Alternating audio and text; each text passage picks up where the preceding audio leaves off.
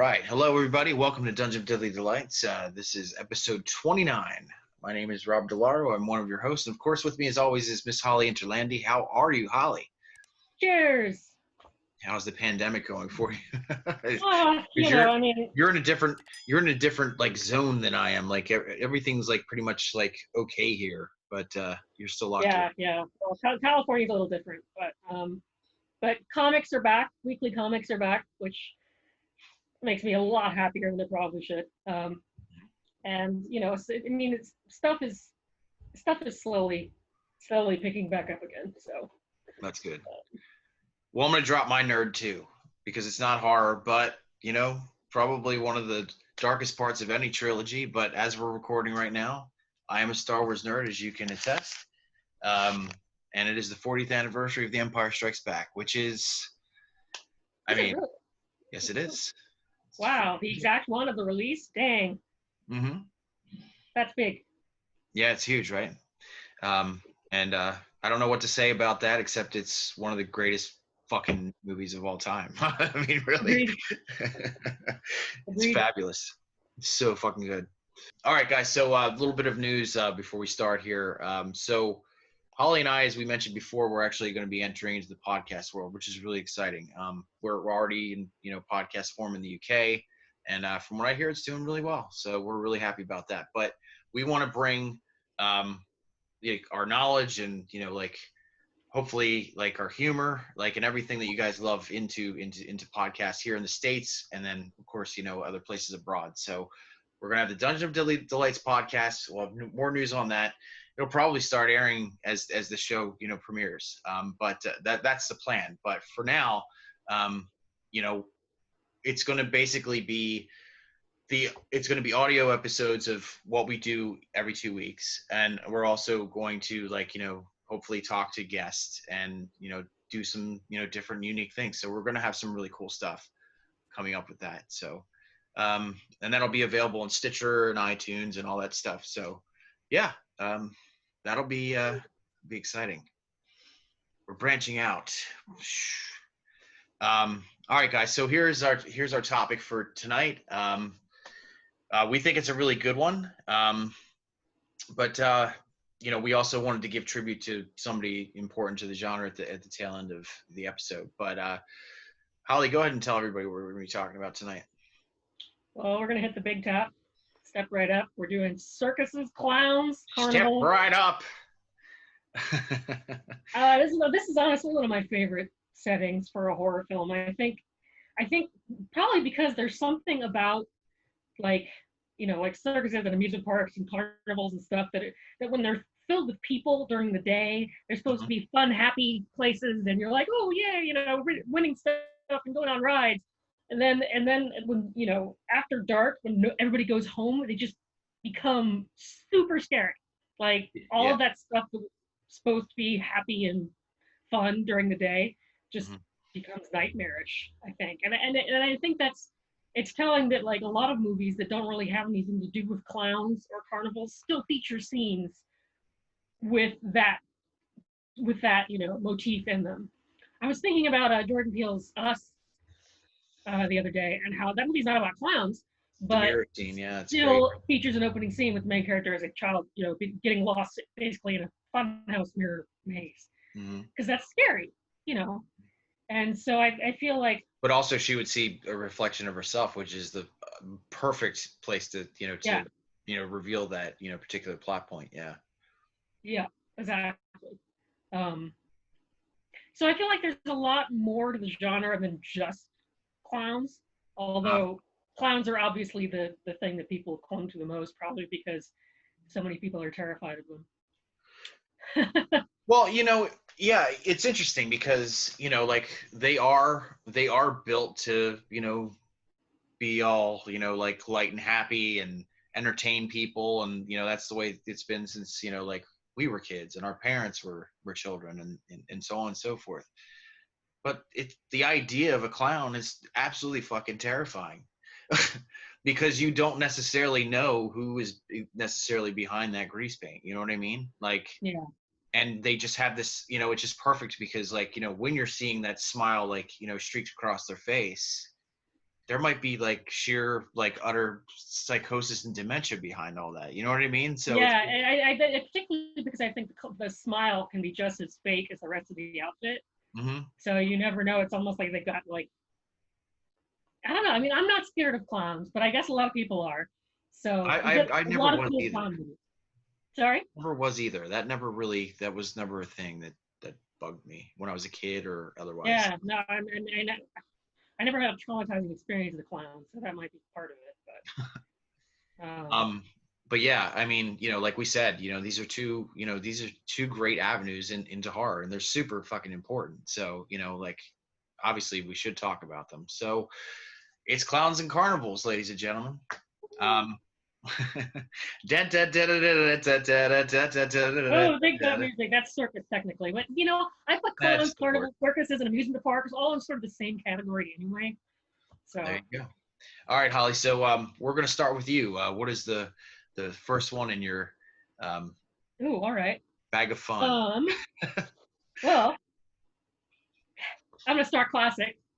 Go back to 1932 and freak shows with Todd Browning's Freaks, which is this is the film that he made as a follow-up to Dracula, mind you, Universal's Dracula, which was acclaimed and made tons of money, and the studio is basically like, okay, go and do whatever you want. Like, just make another horror film for us and just make it a hit, And he did exactly whatever the fuck he wanted. Well, what he ended up with, I think, is still disturbing today. Oh God, yeah. And yeah, there are like reports of people like fainting and stuff at the initial screenings and all this horrible stuff. But Freaks it's obviously a film about a freak show and the members of it. Todd Browning actually used real freaks as the term goes. So they're actually performing at the time. Obviously that doesn't happen anymore because it's not a thing. We're enlightened now. We don't make disabled people perform for us, which is a good thing. The SJWs would not, care for this piece of cinema. No. Yeah, they wouldn't be into that. But essentially, the basic plot is that one of the normal people in the carnival, the trapeze artist is, she's gorgeous and blah blah blah, and she decides that she becomes interested in the leader of the carnival, who happens to be a little person, a midget. And and she professes like her love and like, oh, it doesn't matter to me how you look and blah blah blah. And and over the course of the film, she of course she fraternizes with the other freaks and stuff, but of course she's lying the whole time because all she wants is the inheritance of this guy has. She just wants his money. But she pretends that she's all like, oh, you poor people, this is terrible. And then she gets drunk one night and starts ranting about how disgusting these people are. And ultimately the freaks in the show take her in to be one of us. Yeah, gobble gobble, one of us. But to them, that means they hear a freak. So, spoilers, guys, they sew her head onto a bird body. And that final scene, that at the end when they go into like the little pen and they see her head like squawking on a bird, freaking terrifying. And apparently, I didn't know this, but apparently there was a deleted scene of her actual lover, Hercules, in the carnival, who was like the big, strong, perfect man. He was castrated. So the deleted scene where he was castrated and he became a castrati and sang soprano in an opera. But apparently that scene was too transgressive for audiences. So they there's one main thing that I remember from Freaks is that I think two of them actually became pregnant, and like it was the stork woman that told everybody, like, the news of their new child. which is like, bravo. Stork woman, that's perfect.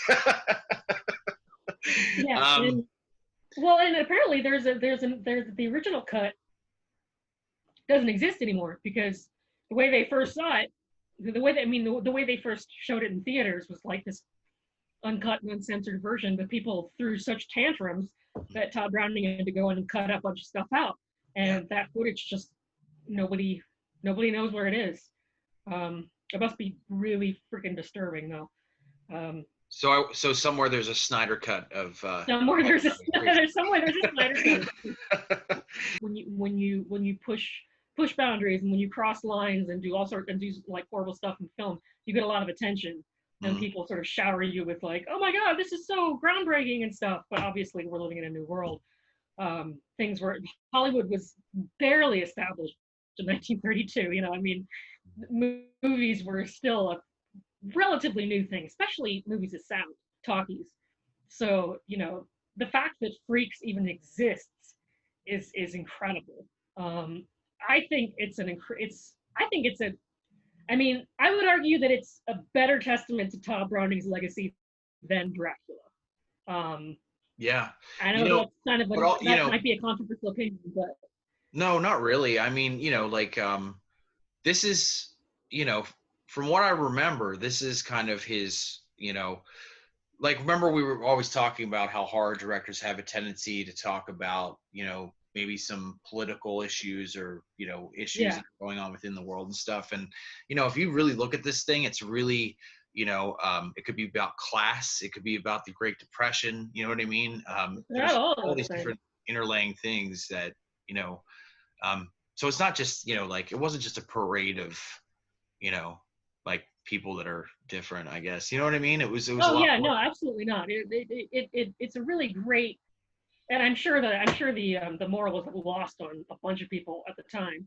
But basically, he was trying to show like the, you know, how these marginalized people like are degraded and suffer from the hands of like the mainstream. Like they exploit them and take advantage of them. Yeah. And it's really terrible. And I feel like people just, maybe at the time people didn't quite know what to make of that in the midst of all the other stuff going on. So, but that's why I feel like looking back on it now, it's almost more powerful than it may have been then. So I'm going to talk about one that I'm going to be real honest with you. I am not like a huge, massive fan of, but I also have a very deep respect for it simply because of what it's become. You know what I mean? But before I get into that, you were going to talk about All Hallows Eve, which is something we didn't mention in our short film, but obviously it takes us into what I'm actually going to bring up in the next. Yeah, I'm sure. Well, yeah. It's actually a really interesting journey, because the short film was originally called Terrifier, and it consisted of the final short in what eventually became All Hallows Eve, of a woman, you know, getting lost in the backwoods and stopping for gas and encountering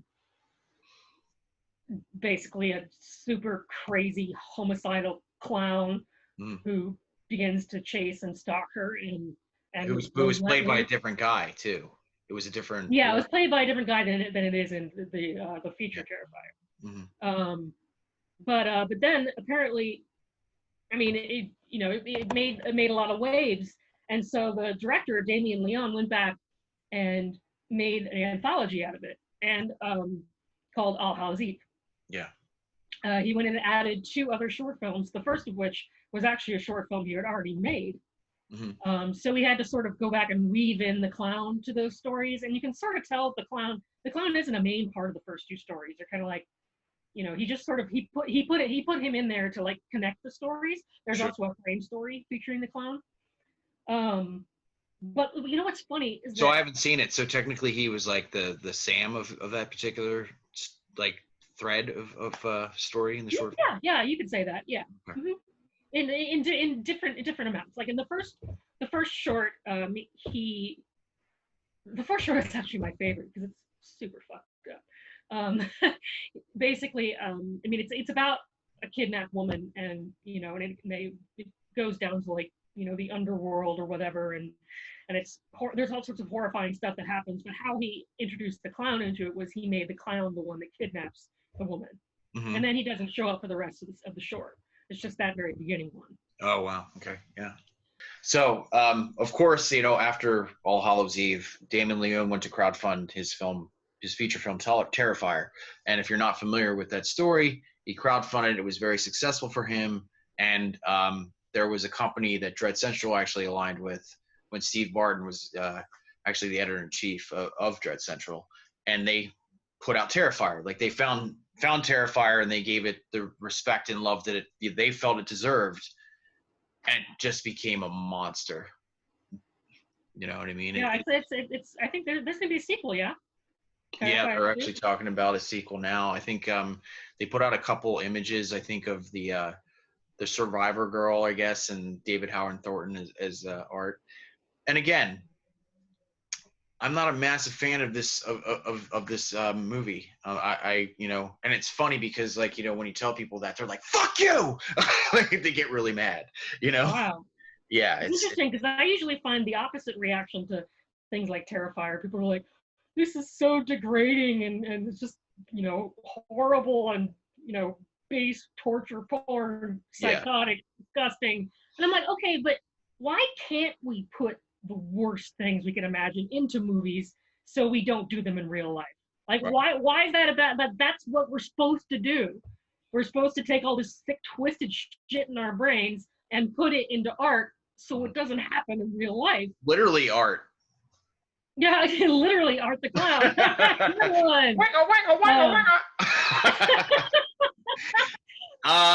So yeah, so like, I always defend films like Terrifier against people who are clutching their pearls, because it's just dumb.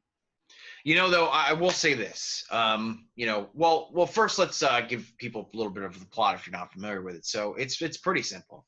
So there's a woman that's on a talk show, and she's completely disfigured in the face, and I guess the woman says something at the end of the talk show saying, like, how horribly disfigured she is, and she fucking gouges her eyes out.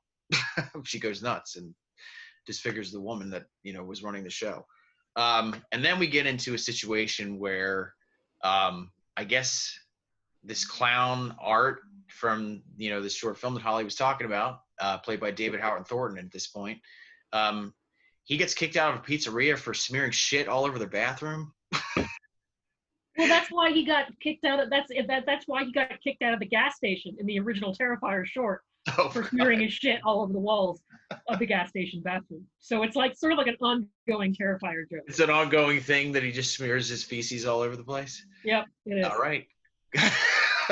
So anyway, so these two girls actually encounter him after a Halloween party, and he's just really creepy and silent. And you know what? I'll give him this. Really solid performance by Thornton. He's got that mimicry thing down without really saying anything. He says a lot. You know what I mean? With his. Doesn't he have a mime background or something? I think he did, and that was actually. Yeah, that was how he got the movie, I guess, because he mimed like a murder, in front of Damon Leone and the producers and stuff, and they were like, "Yeah, that's our guy." But yeah, I mean, like I said, it's a pretty simple premise, and like a lot of people would consider it torture porn, to a certain degree, because it's there's a pretty solid scene, where a woman's like actually, I guess one of the friends is actually like vivisected, hanging upside down. I did like that scene. I thought that was pretty cool. Yeah. So at the end of the movie, you come to find out that one of the girl's sisters was actually she was in a mental institution. She happened to be the one that was on the talk show in the beginning of the movie. So, and of course, Art is I think he shoots himself before the cops get there, and then immediately as they open up the body bag, he's resurrected and he starts choking out the fucking paramedics and shit. So there you go. Of course he does. But to its credit, like I said, although it's not it's not my favorite, modern day horror film. I give credit where credit's due. And, you got people that have art tattooed on their bodies, just like I have Michael Myers tattooed on mine. That dude is absolutely a modern day horror icon, and you cannot take it away. It's a really cool character design, actually, because it's a non-traditional clown in that he doesn't have a big red nose on. It's like It's very like Pagliacci, yeah. exactly. It's more like an old-timey mime version of the clown rather than like the kid's birthday party clown. Yeah. And I feel like people appreciate that a lot. I know I do. Mm. Yeah, it just reminds me of that one episode of Seinfeld when that crazy Joe Davola was dressed up like a clown during Pagliacci, and like he was after Jerry Seinfeld, dressed like he looked like art. He looked very Pagliacci. Speaking of killer clowns, and there's going to be a ton more killer clowns in the episode, but we do have to talk about probably one of the most entertaining, highly fun fucking movies I remember ever watching, and it. In its corniness and cheesiness, it absolutely still holds up. And we're talking about Killer Clowns from Outer Space. It's like I said, it's so fun. And I'll let Holly talk about it for a second. Well, I mean, it is ridiculous and campy, and it's not scary in any sense of the word. Except, actually, I will hold that the makeup and the designs of the clowns themselves is super freaking creepy. Even though the whole film, like, as a whole, isn't particularly scary. Like if you put me in a room with one of these clowns, I'd be pretty freaked out because they've got these giant pasty faces and like just massive mouths, and like they're not, because they're aliens, they don't have normal heads. But yeah, essentially, a spaceship crashes and teenagers go to investigate, and the aliens are in the form of clowns. It's pretty basic. Excuse me, Suzanne Snyder. Suzanne Snyder goes to investigate. Sorry. And the boyfriend. And it's a basic premise. Then the clowns proceed to take over the small town, using various clown techniques, like a puppet show and their clown car and a bunch of other things. Like they have these guns. Those are my favorite things. It doesn't really make any sense, but it's some of my favorite things. They have these guns that shoot popcorn at you, that sticks to you. And then later on, it seems the popcorn comes to life and makes like little mini clowns. Yeah. That jump out of the main character's laundry basket and try to kill her. So it's and they shoot they're shooting these little clown larvae at people essentially. And the baby clowns are like tentacle things and super weird. Yeah. But yeah, my favorite though is when they have that one scene. Well, actually, there's two very, very like standout scenes in that movie, and one of them is, of course, when they turn the asshole sheriff into a fucking ventriloquist dummy. That's fabulous. And when they actually like turn people small and then drop them into a bag of popcorn to like get devoured by they turn these people pint size and just drop them into a bag of popcorn where there's already creatures waiting inside the bag. I love that shit, dude. They're full of clown tricks. And of course, on the ship, the big cotton candy like cocoon, and they just stick the silly straw into the cocoon and start drinking blood out of it. Oh my god. Wow, yeah. And Clownzilla, at the end. Coco Clownzilla, yeah, for sure. And it's interesting because I guess because they were so busy on production and stuff like that, like the Kyoto brothers like really didn't have too much to do with like anything. I think they did Coco Clownzilla, like that was like one of their particular designs and whatnot. But I guess aside from sketches and stuff like that, like they really didn't have a lot to do with the actual. Yeah, well, I heard that the actual like makeup materials and stuff are pretty cheap, so they spent money on other things. But hey, for cheap makeup, it's pretty great. So I'm going to talk about another killer clown, of course, and this one is probably more iconic than probably the ones that we've already spoken about, and that's because of the inner workings of the great Stephen King. And we also have a Stephen King episode that we did in the past if you guys want to take a look at our classic episodes. But I do have to mention And I'm not going to talk about It Chapter 1 because we actually already mentioned that particular film before. I want to talk about It Chapter 2 because there is quite a deep divide when it comes to people's feelings on this movie. So, Yeah. I I thought it was pretty well done. I thought that Skarsgård brought more like more of a sinister edge to Pennywise than maybe the first one. I think like he was more bloodthirsty that than the last time. I mean, just that scene with the little girl under the bleachers and stuff is just like, oh yeah, that scene, that's a great scene. Yeah, you know what I mean. Like he just has no fucking remorse, and really honestly, like you don't really see him like killing too many kids in chapter 1. Like he's just killing kids left and right in the second one, man. He's just like he's all about it. So I thought the cast was very well assembled. I thought I mean, what did you think of it, chapter 2? What were your thoughts? I mean, I think I enjoyed it while I was watching it. I think looking back on it, I was like, the first one is probably going to hold up better. I'm not sure why. Maybe just from the novelty of it. But there are we were mentioning before in our Stephen King episode that we feel like, I think it's the lack of youth that kind of takes away some of the lust. Yeah, exactly. Like when I first heard they were dividing it up into like the kids and the adults, I immediately knew it wasn't going to work as well as the book because the whole part of what makes the book so good is the going back and forth between the two time periods, which they do a little bit of in chapter 2, but not a lot. It's more of like a token like flashback kind of scene for the kids.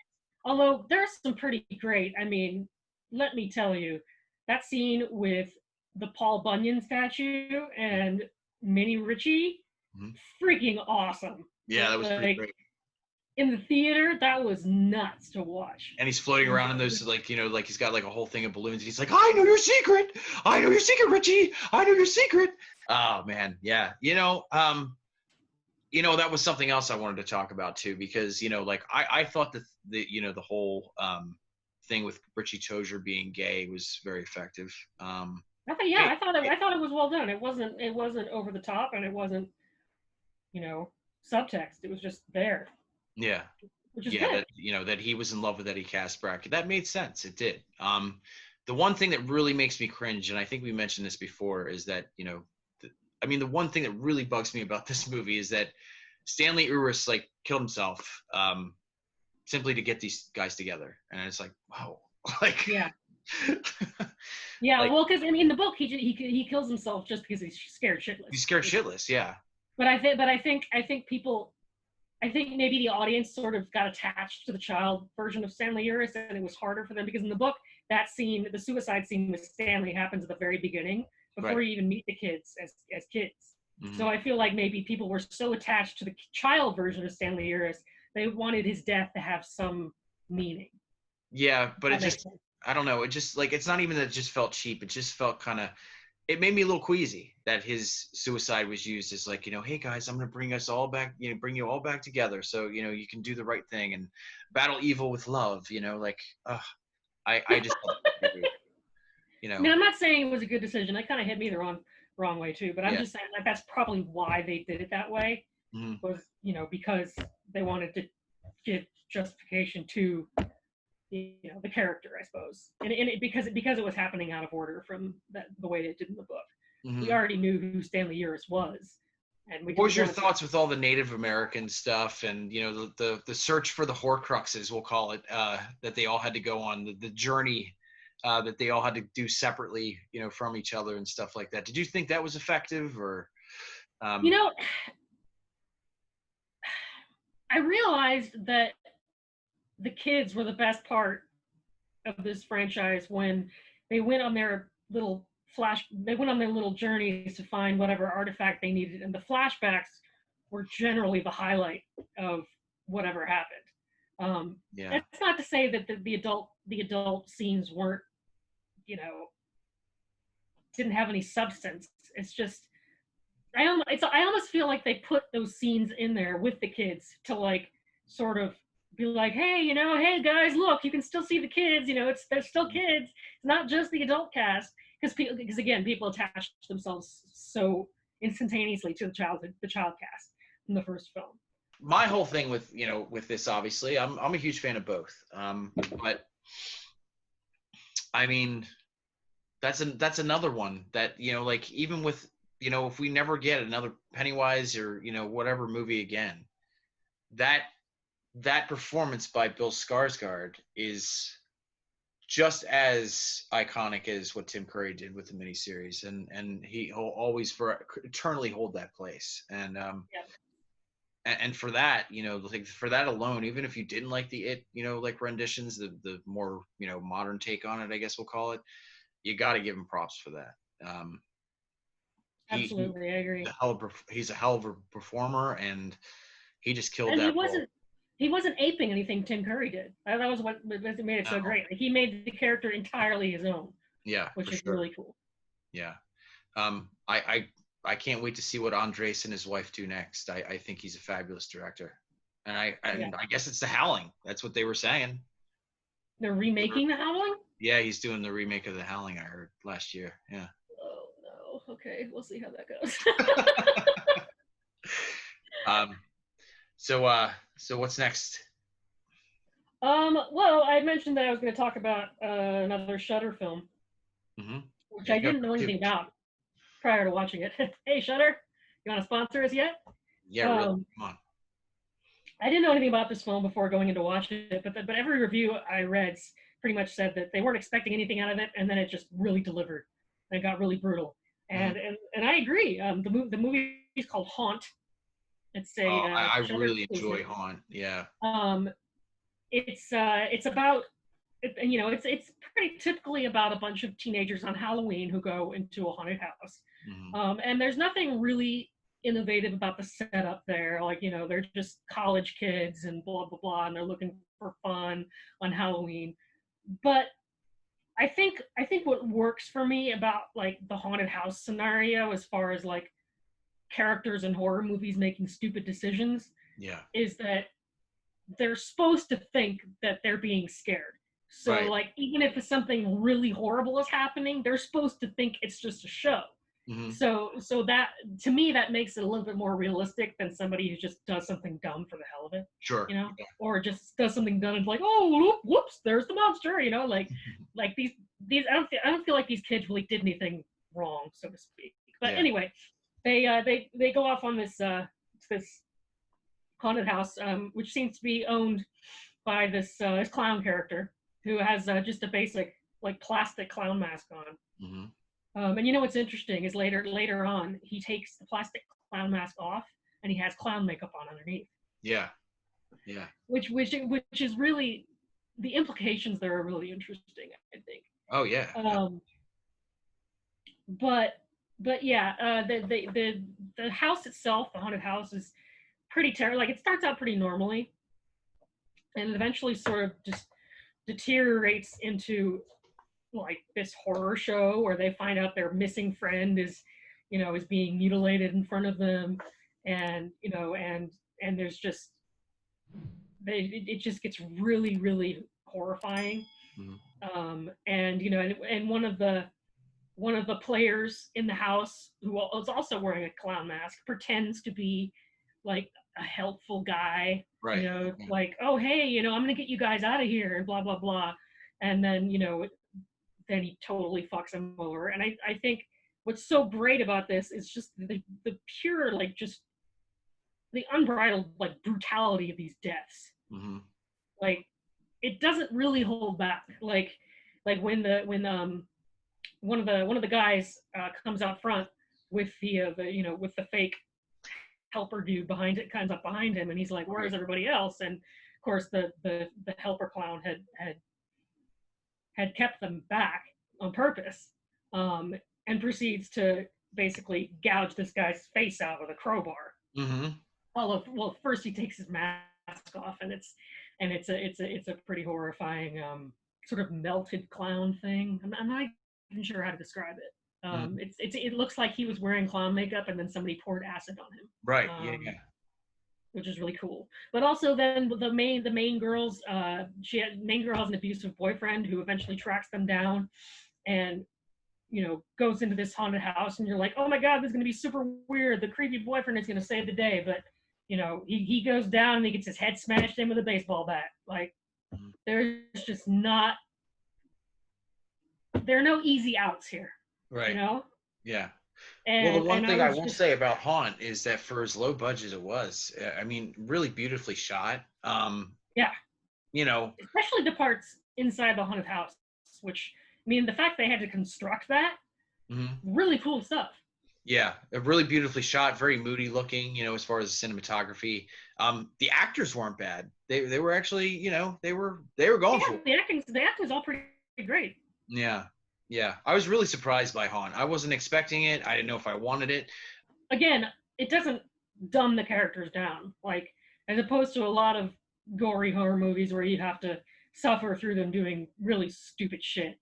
Like, these characters, since they're in a haunted house, they think they're being given a show, and they don't really do anything that you wouldn't expect a normal college kid to do. So, well, dare I say, in that sense, as simplistic as it was smartly written. Yeah. Yeah. So, staying in the vein of carnivals, because of course this is a Clown and Carnivals episode, I do want to talk about a few carnival films, and one that's kind of similar to Haunt to a certain degree. Honestly, it's obviously like, the more flashier Haunt, I would say, because I remember that was, I don't know, I can't remember if they came out in the same year or not, but I wanted to talk about Hellfest, because Hellfest is actually, I don't know, it's another really fun movie. I had a great time with it, and it's it's a no-brainer. Which is, sometimes like I just love it. Yeah, I don't want to think. I just want to just enjoy myself and see flash, really cool effects or whatever it is. So Hellfest is basically, you've got this character walking around the park, and he calls himself the Other, and there's really no discerning qualities. He's got a pretty pretty plain Jane, pretty cool looking mask for the most part.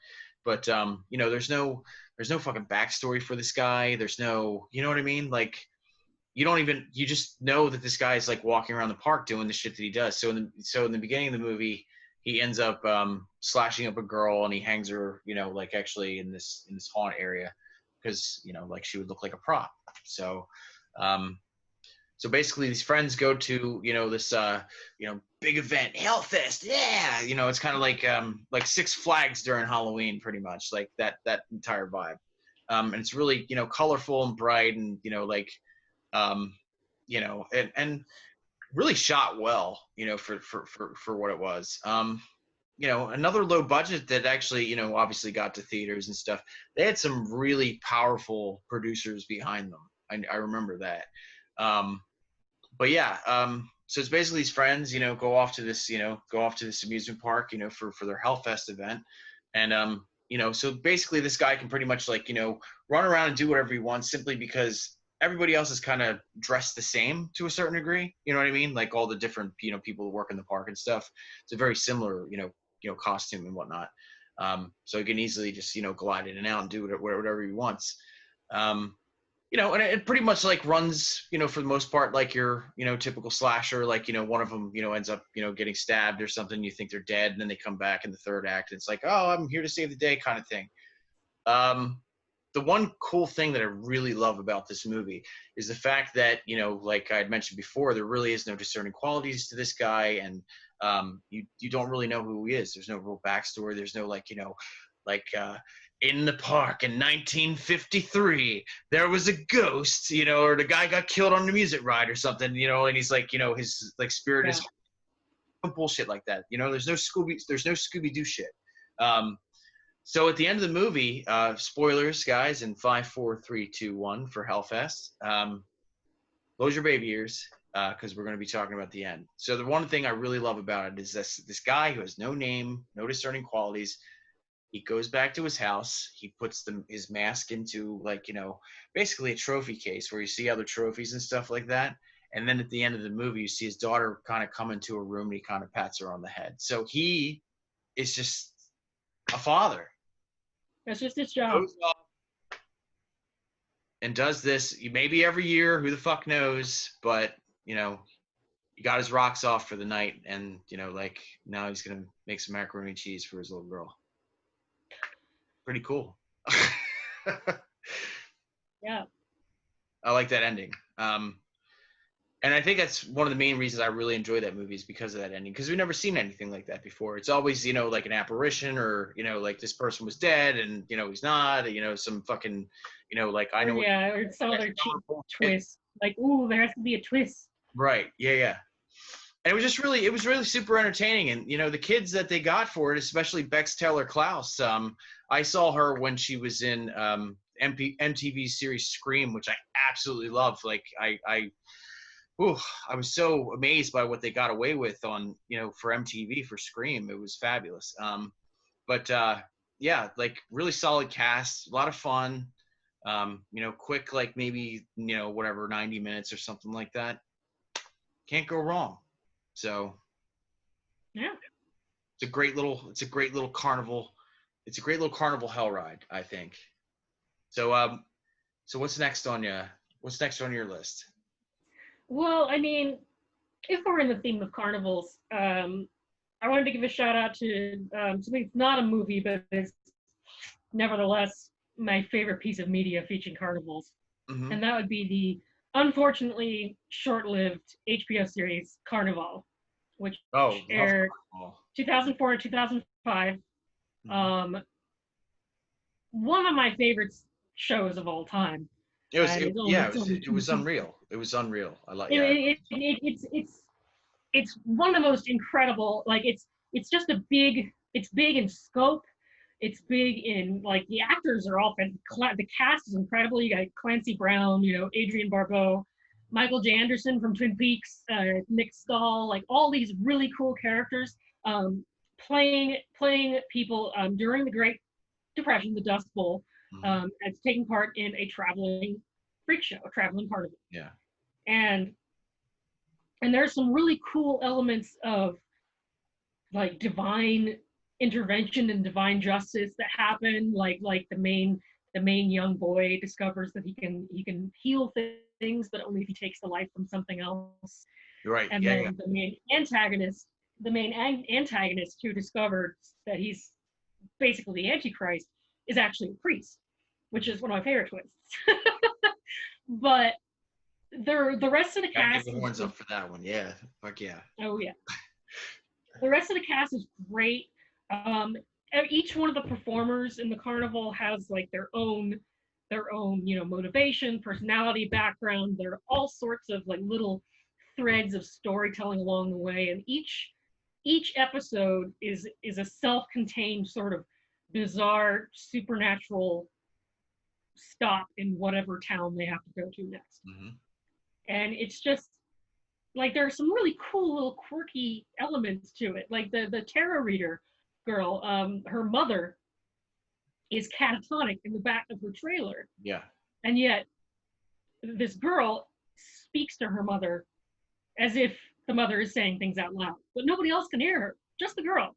So you're kind of like, what's going on here? It's a little weird. And it's full of sort of slightly off moments. It was honestly it was Twin Peaks for people that missed Twin Peaks. It absolutely was. Yeah. That's actually a really good description of it.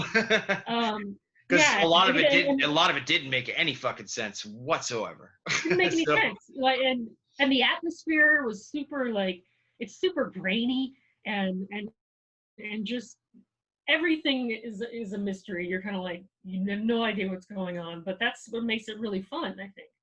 And the characters and the acting is strong enough to carry you through and keep you watching. And it's just an absolute fucking tragedy that it ended before its time, because the show is just genius. I actually, you know, like, the best description that I can put as far as that is it's technically it's Neil Gaiman meets David Lynch is what it is. Yeah, That works. Yeah, That works. yeah, for sure. You know, kind of the Sandman elements and stuff, you know, with all the divinity and, you know, that kind of stuff. Yeah, And just totally. kind of Yeah. like what the fuck did I just watch? You know, that's the David Lynch part, you know? So to get back into the, you know, the carnival realm, which we're going to stay in for a while, you know, so buckle up, you know, because we're going upwards. The one I wanted to talk about is probably, well, I love this franchise. I think it's fun as hell. But this is probably, and this is honestly like a really hot take for a lot of people, but Final Destination 3 is my favorite out of the entire series. I think it's I don't think it's a direct sequel, and it wasn't meant to be. It's definitely a standalone, and really, like, you know, gave us like powerhouses like, you know, like Mary Elizabeth Winstead, who went off to like have like an incredible career. But you could tell like when she was in this movie that she was solid, man. She was super solid. You know, and you just knew she was going to go and do amazing things. And the one thing I love about it is, you know, they did play with the different elements like in a different way and stuff like that. They didn't stay in the same realm as the last two, you know, because I haven't seen the third one. I have not. yeah, so basically it's this, you know, group of high schoolers that go off to a carnival and they end up going on this roller coaster, and of course in Final Destination fashion, like a lot of them end up dying horribly. Like horribly. And this is That's what it's about. yeah, and this is a premonition from a character named Wendy, played by Mary Elizabeth Winstead. And it's you know, like it's the kills are fantastic. Like, I mean, every single one of them are just like, I mean, from the girl that falls off the, you know, off the you know, the trampoline, thinks she's a gymnast, and like, you know, her body just like smashes and you know, and like she basically contorts herself, you know, like breaks her back completely and just splits in half, to like, Oh, and that thing that you're always afraid is going to happen when people jump on trampolines. oh my You're god, always like, oh god, you land on the edge, you're totally fucked. yeah. And that's the one thing I love about that movie, is that, like, you know, it all plays like, you know, it's like a game of mousetrap, you know what I mean? So you're looking over here and you're thinking, oh fuck, you know, like they're gonna slip on this, and then all of a sudden it's like something completely different, you know, that connects to that one thing that you weren't even thinking about, you know, for, you know, this chain reaction of death. And yeah, just I really love this one. I really do. But of course, you know, like Mary Elizabeth Winstead's character, you know, is kind of like, you know, she's doing some investigation, you know, with this guy who I don't remember if it's her boyfriend or not. I don't think it is. But like, you know, they're going through all the pictures, you know, from the carnival and stuff like that, you know, and they keep seeing all these different like signs and premonitions and stuff like throughout the pictures. You know what I mean? Like a shadow over one of the girls' heads or something, you know, that looks like, you know, like maybe it's going to get sliced off or something like that. Just like, you know, the way the shadow like kind of runs, you know, through the photograph and shit. Like it was, I really enjoy that one. That's my favorite out of the entire franchise. It's a huge fucking hot take. You know, people are like, well, what about Devin Salad? But I love it. I absolutely love it. So let's talk about, you know, because we mentioned this in passing before in another episode, a long time ago. But, you know, of course, I wanted to bring up Rob Zombie's 31. You know, if you guys aren't familiar, another really fun one that actually haunted me for a while, because I was actually kickstarting my own film, and Rob Zombie kicked my ass because he was crowdfunding on the same page that I was. But yeah, so this is the crowdfunded movie, which people were like, why is Rob Zombie, you know, fucking asking for money? What the fuck is going on here?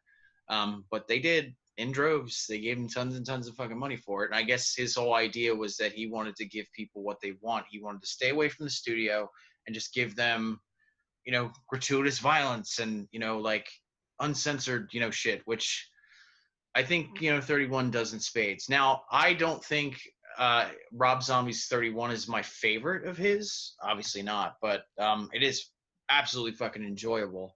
And, you know, if you're not familiar, it's a bunch of, you know, it's a bunch of carnies. They get kidnapped. They have to play this game called 31 for 12 hours. And, you know, there's Sex Head and Doom Head and Psycho Head and all these different heads that they have to go through in this like maze of just like grew in blood and just, you know, like just every horrible thing you could possibly imagine, you know. And then of course there's Mr. Richard Brake, who comes in the very beginning. You see him, you know, like talking to a priest that he's getting ready to murder, and then it turns out he is the actual head of these heads, I guess we'll say, and he's called Doomhead. And man, I mean, what a standout! What a standout by him! Like he, you know, he was just so many different things rolled into one. You know what I mean? Like I personally saw that and said, you know, it would never happen. And, you know, ironically, he did play, you know, the guy who murdered Bruce Wayne's parents, Joe Chill, in Batman Begins. But I could totally see Richard Brake playing the Joker after playing Doomhead. And I had actually mentioned that to Rob Zombie in one of our interviews. I was just like, I don't know if that was your intention or whatnot, but you know, Rob did, you know, said he, you know, that the Joker was not his, you know, like he just wanted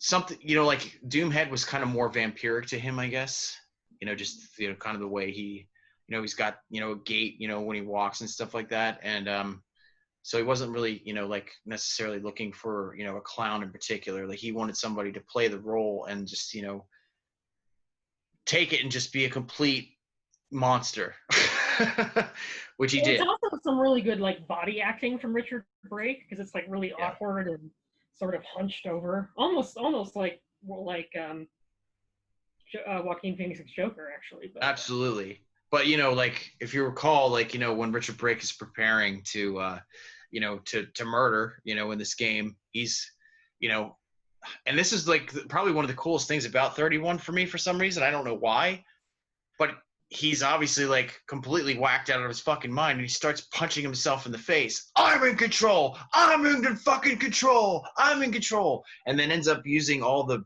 blood that's like coming out of his nose and shit to make his face. And I was like, yeah, that's badass.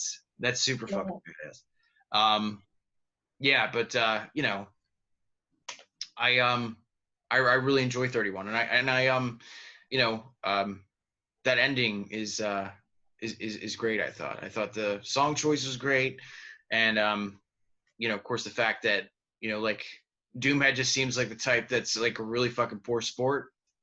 He finds Sherry Moon Zombie, you know, all bloody, walking, you know, like in a desert somewhere, basically, and you know, they just basically end it from there. You know, you see her curl her fist, and you're like, oh God, like it's gonna be a hell of a fight. She's not gonna fucking go down easy like that. You know what I mean?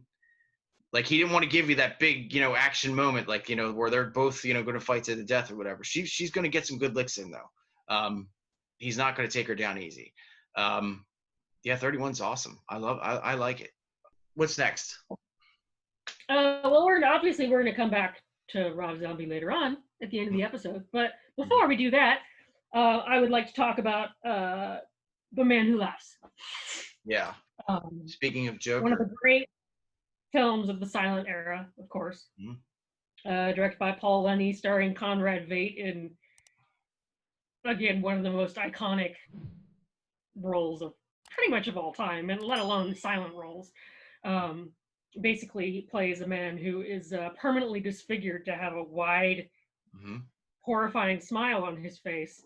Mm-hmm. And the performance that he gives in this film, which is a full-length feature, with just his eyes and his body, mm-hmm. is unbelievable. Yeah. Like it's super tragic, because I mean, of course, he ends up, you know, being sold off as like this sideshow freak. Mm-hmm. And the fact that he has to convey like basically the despair of his existence mm-hmm. without moving his mouth mm-hmm. is just amazing. Yeah. The film itself really holds up too, I think. That design really holds up still. Yeah. Well, and it's also like, I really like the sort of moral of the story too. It's like, yeah, he's an outcast, so but he'd rather, and by the beginning of the movie, he still wants to be accepted, but by the end, he's like, no, you know what, I am an outcast. I'm gonna go live in exile. Like, I'm gonna sail off and, you know, be a leave society behind, and you sort of cheer him on for that. You're kind of like, yeah, okay, fuck these people. Yeah. You don't need them, you know. It's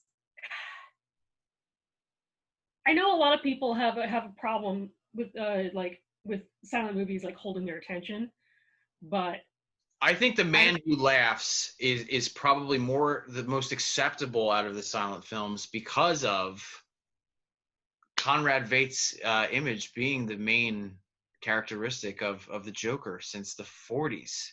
yeah. Like, you know what I mean? Like, he is the main like vein architect of the design of the Joker throughout the entire history of DC Comics and Batman. And I think that's probably more acceptable because of that history. And that, Or well, it's also more famous, I think, than a lot of other silent films because anybody who's a Joker fan knows what The Man Who Laughs is. In fact, I think there are several Joker comic book stories called The Man Who Laughs. Yeah, and there was actually there was a Batman the Animated Series episode too. I believe that was called The Man Who Laughs too. Yeah, so they definitely give a lot of love. The film itself is actually an adaptation of a Victor Hugo novel. Victor Hugo, of course, having written Hunchback of Notre Dame and Les Miserables and every other amazing French novel ever, because he's a wow, whatever. Okay. But it's one of those people where you're like, really? You couldn't just have one hit. You had to have like all of these. Well, let's cap off this Carnival episode with a clown who, I mean, honestly, like in this genre is just absolutely fucking legendary as the man is. And you know, she mentioned that we're actually going to go back into Rob Zombie territory, but we wanted to dedicate this entire episode to somebody that we lost in the genre last year. You know, of course, we're talking about Sid Haig. So Sid, yeah. So I actually had some interaction with Sid in my life before this. Many years before, I actually had a radio show for 2.5 years. I had Sid on my show to talk about the 50th anniversary of his career. And he basically sat down and he talked about, you know, like all the work he did, you know, on television, all the stuff he did in blaxploitation, all the Pam Grier stuff, you know, like working on Star Trek, I Love Lucy, like all these fucking things. Like this guy was working forever, his entire fucking life. You know, but in a bittersweet, like, I guess, joy, I guess, he was just, you know, kind of known for this one particular character pretty much out of everything he had done. And I guess, you know, Spider Baby in, you know, a certain regard, you know. Well, yeah, I mean, I feel like it sort of re-kickstarted his association with horror in a way that had been there with Spider Baby, but maybe had gone away.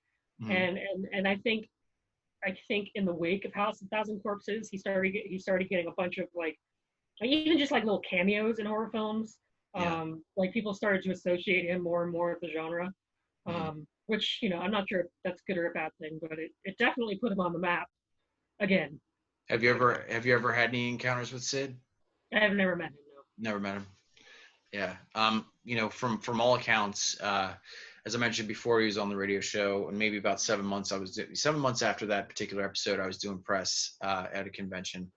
And I just walked up to him, and I will never forget this moment because, you know, I wasn't, you know, like close friends with Sid. I didn't talk to him all the time, but I just went up to him and I said, Sid, you know, I shook his hand and I said, I just want to thank you so much for, you know, and he stopped me and he goes, whoa, whoa, whoa.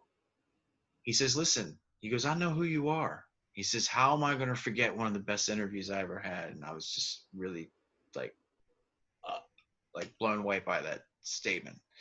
But yeah, so, I mean, what is there to say about, you know, Captain Spaulding? He's rude and crude and disgusting. He's fucking hilarious, you know, just amazing. Serves as the perfect entry point into like the craziness that is House of Thousand Corpses, really.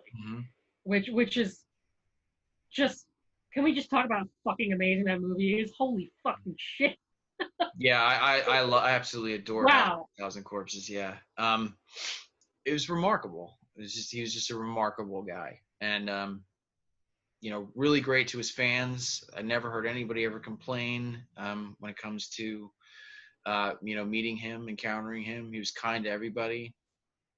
I'm gonna get choked up during this one, probably. But yeah, you know, because he left such a mark. You know what I mean? Such an indelible mark that'll never be replaced. And you know, I mean, it was. And it just continued. It just continued with, you know, with the Devil's Rejects. You know, when he finally comes, you know, like comes into like everything he does in that movie, everything he does in those movies it's just perfect. It's like Rob just knew that, you know, really, you know, like he was giving him the best lines, I think, you know, because they all have great lines. Like Bill says some wild shit, and so does Baby, and you know, but Sid just, you know, tutti fucking fruity and. You know, yeah, he carries. It's great as the Devil's Rejects is. He carries a lot of it. I agree. I definitely agree. It was great to see him for the moment in you know, in Three from Hell, and of course, you know, because of his passing, like, you know, that whole dynamic changed, and that's when the script changed and Richard Brake came into the fray, you know, as the Midnight Wolfman and all that. But you know, I feel like that film is still a good send off though. The scene with him in Three from Hell. I think is a great send off, and also like what is actually coming out of Sherry Moon's mouth as Baby, like when she's talking about her father and stuff, like what she remembers about him and stuff like that. I think, yeah, it's definitely a great thread, and a great tribute to him. I thought, like, even though he wasn't there, you know, so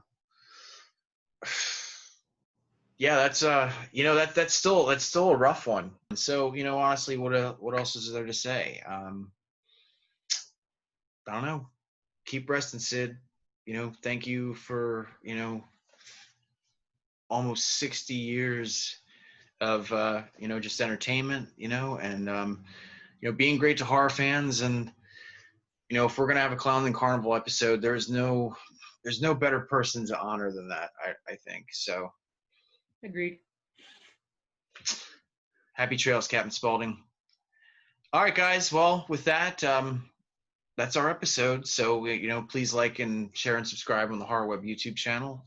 We've got the podcast, like I said, coming up in the very near future. And you can listen to us, UK audience, on Newtown Radio, which used to be Radio Shields. We're on Thursday night at 11 o'clock. The Naughty Bits. The porn slot, as we call it. The porn slot. We're on the porn slot. Yeah, it's the best way to put it. We're the put your children to bed, you know, like oh god, things are about to get fucking crazy. So for now, the amusement park is closed. So yeah, with that, we'll scare you later, and we'll talk to you soon. Bye bye. Cheers.